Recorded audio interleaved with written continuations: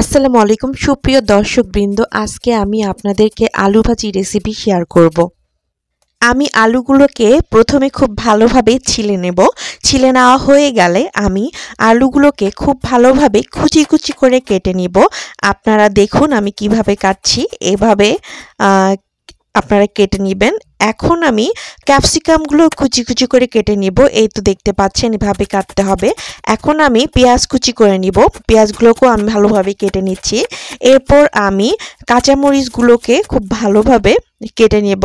এই তো আপনারা দেখে নিন আমি কাঁচামরিচ কীভাবে কেটে নিচ্ছি।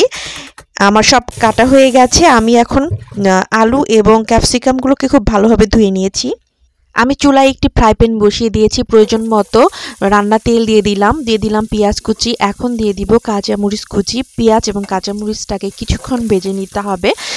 আমি এখন এর মধ্যে দিয়ে দিব হলুদের গুঁড়া, দিয়ে দিব জিরার গুঁড়া, দিয়ে দিব ধনিয়ার গুঁড়া, এখন দিয়ে দিব স্বাদ মতো লবণ। লবণ দিয়ে মিশিয়ে নিতে হবে মশলাগুলোকে।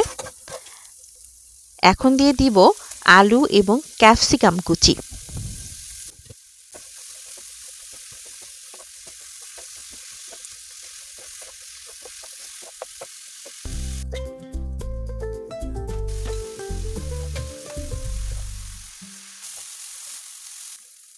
দর্শকবৃন্দ, আমার ভিডিও যদি আপনাদের কাছে ভালো লেগে থাকে তা অবশ্যই কমেন্ট করে জানাবেন।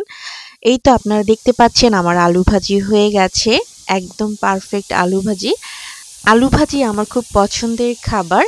রুটি দিয়ে আলু ভাজি খেতে আমার খুবই ভালো লাগে। তাছাড়া ভাত দিয়ে খেতেও তো অসাধারণ লাগে। আর সাথে যদি থাকে ডাল তাহলে তো কোনো কথাই নেই। আপনারা ভালো থাকবেন, সুস্থ থাকবেন। আল্লাহ হাফেজ।